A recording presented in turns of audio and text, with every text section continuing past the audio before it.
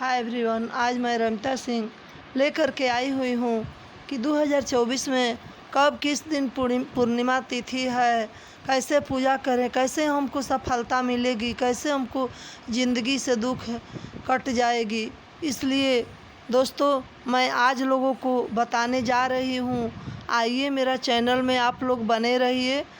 मेरा चैनल को आप लोग लाइक कीजिए, सब्सक्राइब कीजिए, शेयर कीजिए, दोस्तों में शेयर कीजिए, नोटिफिकेशन दबाइए कि मैं अगला वीडियो में आप लोग के साथ बनी रहूँगी।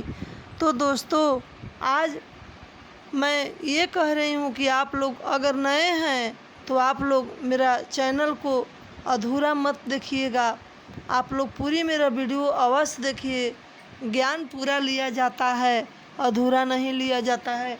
और किसी को बताया भी जाता है तो पूरा ज्ञान बताया जाता है। आइए दोस्तों, आप लोग को मेरा चैनल में स्वागत है। नमस्कार मेरे भाइयों बहनों, आइए मेरे वीडियो आप लोग देखिए। तो 2024 में 23 अप्रैल को पूर्णिमा पड़ रही है। बहुत अच्छा तिथि है। उस दिन सुबह में जो पूजा अगर नहीं भी करते हैं, भर महीना भी नहीं पूजा किए, अगर पूर्णिमा को दिन आप पूजा कर दिए दोस्तों, तो उस दिन आपका जो कुल देवता देवी होते हैं, जो नित्य घर में झगड़ा लड़ाई कलेश चलते रहती है, अगर आप रोज़ टाइम नहीं किसी को मिल पाता है तो पूजा नहीं करते हैं, किसी को कोई दिक्कत रहती है तो नहीं कर पाते हैं समय के मारे, तो आप उस दिन भर महीना भी नहीं किए हैं, अगर उस दिन आप पूर्णिमा तिथि को दिन सुबह 4 बजे ब्रह्म मुहूर्त में उठ करके आप स्नान ध्यान कीजिए। अगर नदी तालाब भीरी है तो जाइए गंगा स्नान कीजिए, नदी में के अति उत्तम है।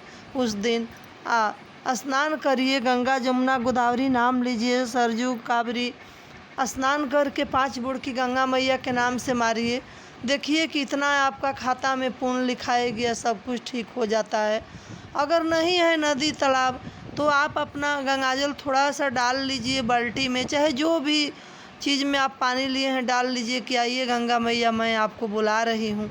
भाव से 5 लोटा अपना सिर पर बाल पर पानी डालिए, गंगा जमुना गोदावरी नर्मदा गंगोत्री जमुत्री के नाम ले करके। देखिए कितना पाप नष्ट हो जाते हैं, कितना देह में सुकून मिलती है उस दिन स्नान करने से। तो स्नान करके आप सूरज भगवान को जल चढ़ाइए। पूर्णिमा को दिन अपना पहले सुबह में ब्रह्म मुहूर्त में घर के कुल देवता देवी पितृलोक के नाम लेके पूजन कीजिए, पूजन करिए। उसके बाद में अपना मनाइए, अपना गुरुदेव को नाम लीजिए, माला कीजिए, हो सके तो मनाइए उस दिन देवी देव को कि आप लोग को पितर भी आनंद रहेंगे, क्योंकि पितरी मनाना भी बहुत ज़रूरी होती है। इसलिए कि पितृ लोग अगर परेशान रहते हैं तो हम लोग भी परेशान रहते हैं, अगर पितृ लोग आनंद रहते हैं तो हम लोग भी आनंद रहते हैं। तो उस दिन देवता पितृ आते हैं आपका दरवाजे दुआरी पर घर में कि आज मेरा अमावस पूर्णिमा है, तो अमावस के दिन चाहे पूर्णिमा को दिन जो पूजन कर देते हैं उनका भर महीना के शांति हो जाते हैं पितृ लोग। इसलिए उस दिन अवश्य पितृ लोग खातिर अपना पूजन कीजिए कम से कम, कि आप घर में जिसके घर में कलेश है, बीमारी है, दलिद्रता है, चाहे जो भी दिक्कतें है, बाधा है, वो पितृ लोग के चलते अधिकतर रहती है। पितृ लोग परेशान रहते हैं तो हम लोग सफल नहीं हो पाते हैं कोई कार्य में।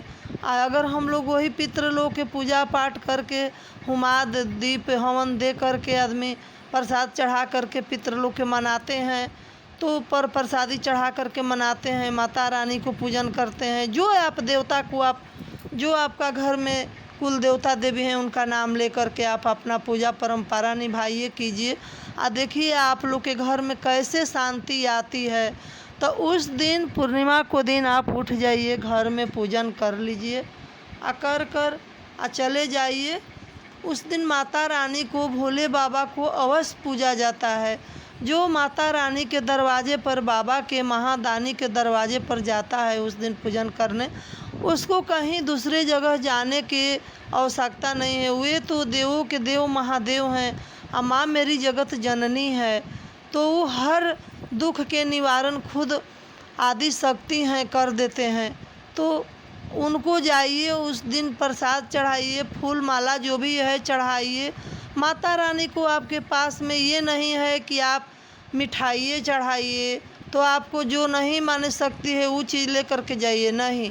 भगवान के दरवाज़ा पर तो आप एक लोटा जल लेके अगर चल गए श्रद्धा से, तो माँ अपना बच्चों को माफ़ कर देती है, वह उसी में वो खुश हो जाती है, माँ चाहे बाबा जो भी हो के। तो आपका घर में जो भी लचीदाना है, मिश्री है, पेड़ा है, लड्डू है, चाहे जो भी पदार्थ है, चाहे फल है, जो भी है पूजिए। नहीं है तो क्या कीजिए कि थोड़ा सा गुड़ ले लीजिए और गुड़ में थोड़ा सा चावल धो के मिला लीजिए और माँ को उसी तिलचौरी से पूजा कर दीजिए। देखिए पूर्णिमा को दिन माँ कितना खुश होती है उस पूजा से। आपका जो भी काम बिगड़े हुए हैं, किसी दिन से आप परेशान हैं, आपका किसी के बच्चा को शादी रुक जाता है, किसी को परेशानी से दरिद्रता घेर ले रहता है, कितनों कमाएंगे, बरकत नहीं घर में होती है, क्योंकि उस दिन कथा पूजन जितना हो सके आप उस दिन दान पुण्य थोड़ा सा भी जो जौना अनुसार है उनको करना चाहिए पूर्णिमा को अवश्य।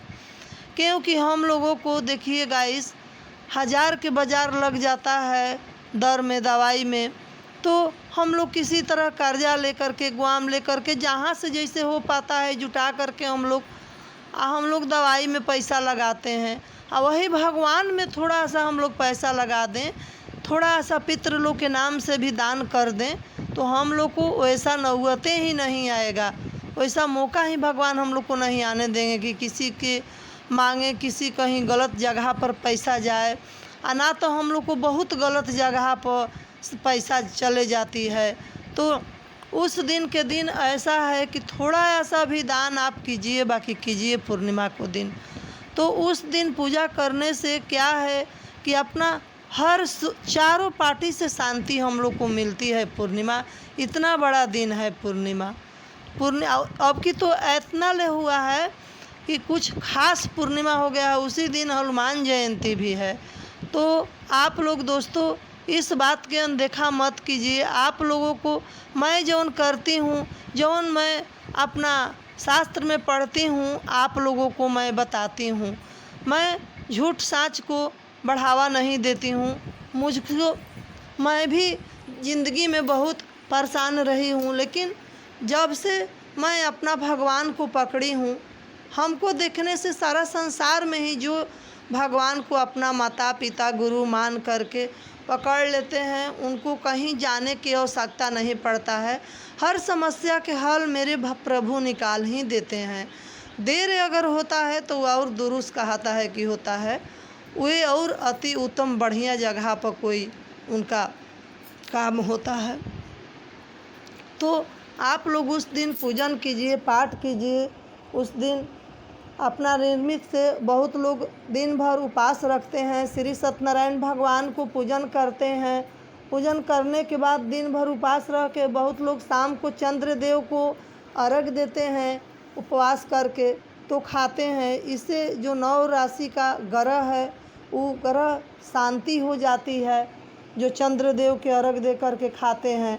अगर दिन भर उपवास करते हैं सत्यनारायण भगवान की कथा सुनने के लिए, तो वो दिन भर उपवास की उनको बहुत पुण्य अनेकों मिलती है। कथा शाम को कह करके वो एक बार अगर कुछ भोजन स्वादिष्ट बढ़िया माने तामसी भोजन नहीं आहार लेते हैं, मीठा भोजन, तो चाहे फल लेते हैं, तो अपना माने ये ज़िंदगी के अनुसार ये हम नहीं कहेंगे कि आप उपासे रहिए, आप माने प्राण त्यागिए प्रतिष्ठा में, तो नहीं। ये है ऐसा कि आप अगर कोई व्रत भी किए हुए हैं तो दिन भर फल फ्रूट जूस ले सकते हैं, चाय पानी पी सकते हैं। शाम को अपना व्रत, अपना पूजन पाठ करके खोलिए, अपना भोजन लीजिए, चाहे फल लीजिए, आपका जो शक्ति अनुसार है, जितना आप में सहन करने का शक्ति है, तो उस दिन आप लोग अवश्य पूजन कीजिए। या देखिए कि इस पूजन से आप लोगों को दोस्तों क्या लाभ है। ये मेरा बहुत अच्छी जानकारी मैं अपना ढूंढ करके लाई थी दोस्तों आप लोगों को लिए, तो मैं आप लोगों को बता रही हूँ। तो आज के मेरा ये वीडियो था रमता सिंह का। रमता सिंह के ब्लॉग में आप लोग अगर नए हैं दोस्तों, तो आप लोग आइए, लाइक कीजिए, सब्सक्राइब कीजिए, शेयर कीजिए, नोटिफिकेशन दबाइए कि मैं आप लोगों को अपना शास्त्रीय विधि बताती रहूँगी। शास्त्र में से जो मैं पढ़ के आती हूँ आप लोगों को